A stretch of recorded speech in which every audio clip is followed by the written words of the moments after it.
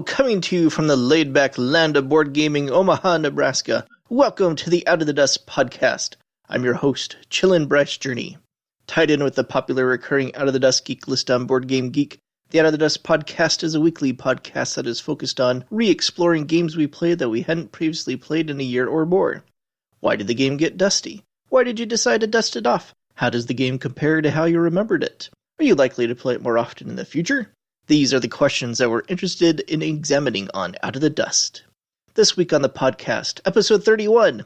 On the Out of the Dust segment, I'll bring Pueblo out of the dust, and a contributor will dust off Star Smuggler. On the reaction segment, I'll give my thoughts about Fantasy Flight's new Star Wars game, and the concept of theme fatigue. On the What I Have Been Playing segment, I review Crusaders, Thy Will Be Done. On the Obscure Bryce game segment, I review Assyria.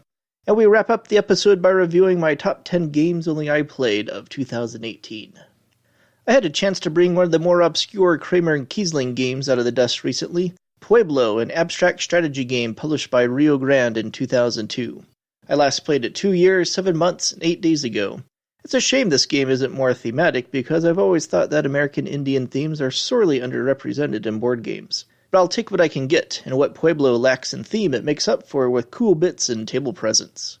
I've been thinking about it lately because it's a very unique game that features three-dimensional building mechanics with Tetronimo-type pieces, so I brought it to a recent get-together at Spielbound Board Game Cafe and introduced it to some friends as an Obscure Bryce game and Out of the Dust game. I picked the right group of people to play with because they raved about it afterwards and were sorely disappointed it's not an easily attainable game. The reverse scoring system in which players try to avoid getting points makes the game feel different from anything else out there, and creates an experience unlike any other. Let's see what a contributor brought out of the dust. Lee Benson, username Zephius, brought the unusual vintage game Star Smuggler out of the dust recently. Published in 1982 by Heritage USA, Star Smuggler is an epic solitaire sci-fi themed pick-up-and-deliver game in which players follow the adventures of the star-smuggling hero Duke, which seems like a solid name for a star smuggler. Lee currently rates the game a 5.25 out of 10 and writes, I thought I would never play this again, but I was looking for an RPG-like game with interesting encounters, and I love the theme, so I gave it another go. Here's what I said in the SGOYT thread. I printed the PNP of the paragraph-style solo game and jumped in. Then realized that there's so much bookkeeping that it makes more sense to play on a computer. Therefore, I used the Vassal module when necessary, but mostly used a series of Google spreadsheets and the rules events PDFs to look up encounters. And there is so much bookkeeping. Who's on your crew, their stats, what they're carrying, where they are, if they're immune to a plague, if they have an alien companion, what vehicles you have, their contents, their guns. I could go on and on. In short, it's just too much work for not the best payoff. You're basically trying to buy low and sell high, but there are so many steps in doing so. I run a Star Wars RPG campaign, so I think I'll mine the encounter paragraphs for ideas. There were some pretty interesting and bizarre situations in there. Thanks for the contribution, Lee. That sounds like quite the experience indeed.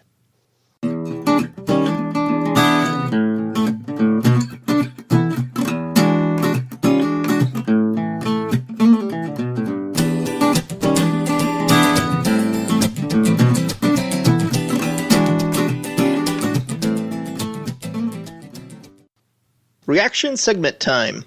Fantasy Flight recently shocked the world by announcing they were releasing another Star Wars game, Star Wars Outer Rim, by acclaimed designer Corey Konieczka and Tony Fanchi, who I'd never heard of before, and had to look up.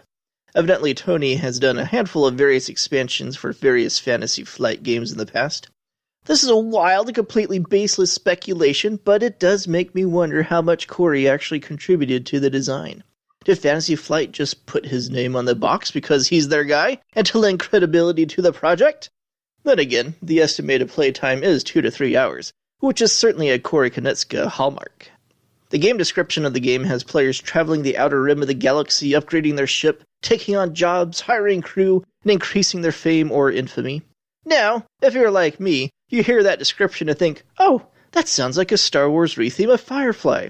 Evidently, this is a comparison that has been made so often already that playtesters on the game have been quick to vocally speak up and claim that Outer Rim has absolutely no similarity to Firefly at all.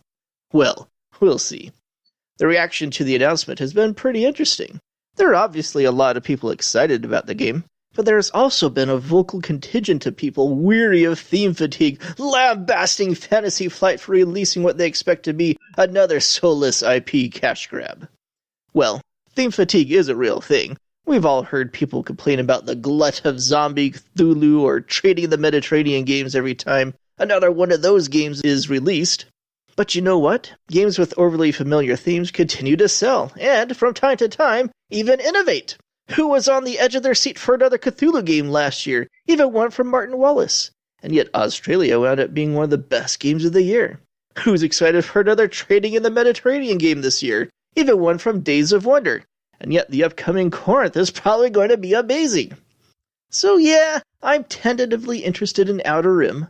The past doesn't lie. Corey Koniska's name on the box does make me more interested. His and Fantasy Flight's track record with successful and quality Star Wars games cannot be denied. Somehow theme can simultaneously be important and not important at all. But ultimately, if the game is good, board gamers will play it.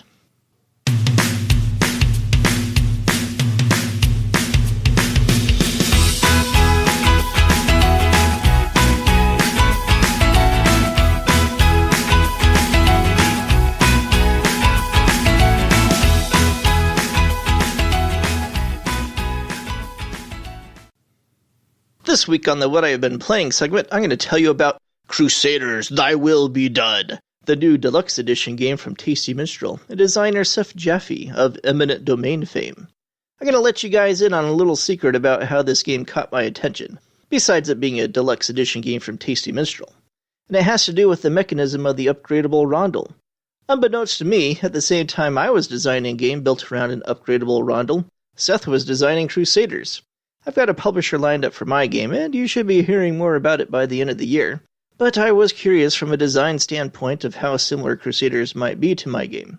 As a designer, it's incredibly worrying when you think you've got this incredibly innovative idea for a mechanism or theme that surely no one else has ever come up with yet, and then someone else beats you to it.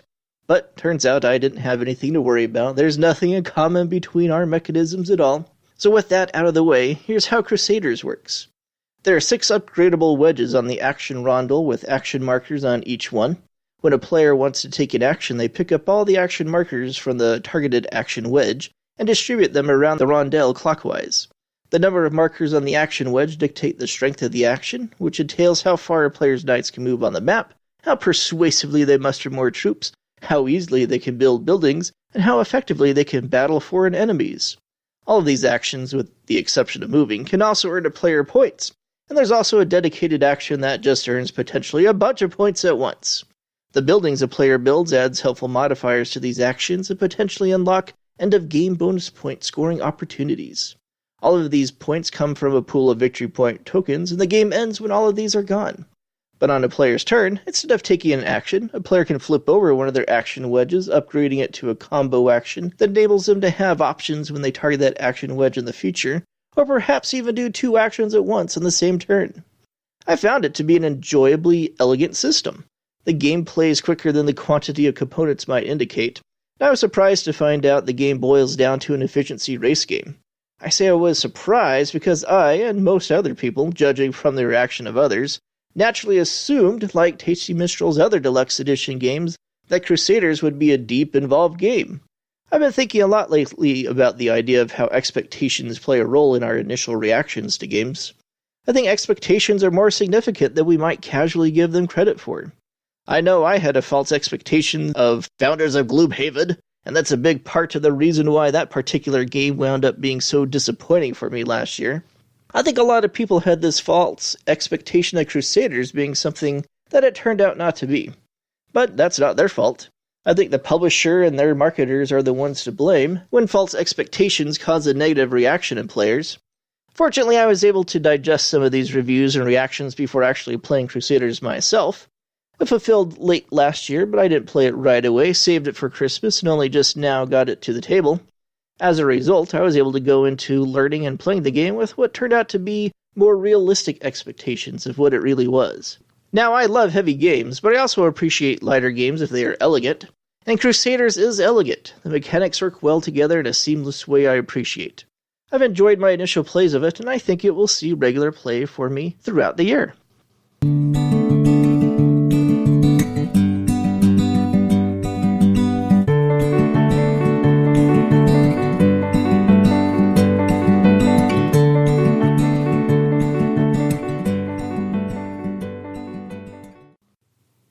Bryce Games segment time.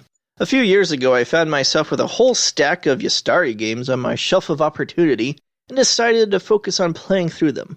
A couple of them stood out to me in particular, and despite both being respectively ranked on BGG, they have both faded into relative obscurity since their initial publication, each gathering an average of less than 10 logged plays a month from gamers nowadays. This week I'm going to tell you about the first of those games, Assyria.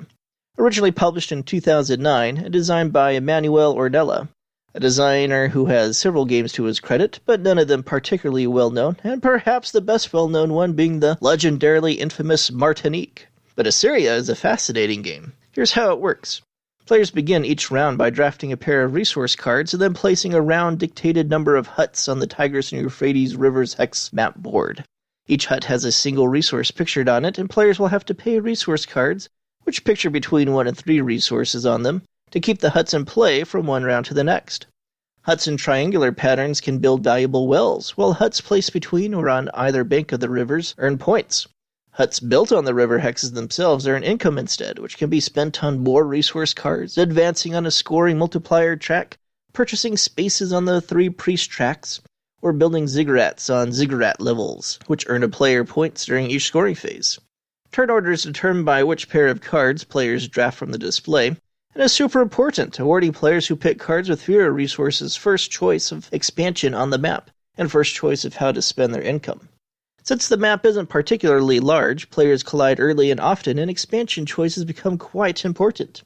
This is the best kind of Euro game, where you never have enough time or income to do everything desirable, and choices become engaging and agonizing affairs. I was quite impressed with this game when I first learned it, and it wound up on my top 10 new to me of 2016. It's actually free to play online at BoardGameArena.com, and I've played it regularly ever since. But it's best live. The ziggurats that players build are 3-dimensional, and the game develops some nice table presence as it progresses. It's a point salad game, and I think my favorite part is how the different avenues for winning points fit together, both thematically and mechanically. But I'm not very good at this game, however, and I've only ever won it once, which will make several people sad to learn, I'm sure.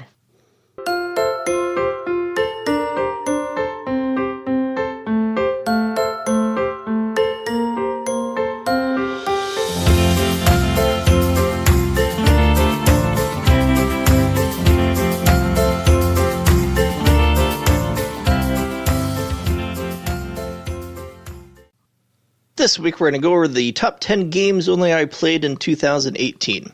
These are the games for which I was the only person in the world who logged a play of it during the course of the given month in which I played it on BGG. Number 10, Cranium Zurika. This is a decent Cranium game with a fun theme and nice bits. It lasts a little long for a kid's game, but there are some easy adjustments that fix this. Number 9, Monkey's Gold. This is a cute little Haba game that includes the unique mechanism of dividing a die's pips up between various movement tracks. Number 8, Go Teddy Go! My youngest son adores this obscure Ravensburger kids game that features laughing teddy bears falling into pits. Number 7, Super Tooth.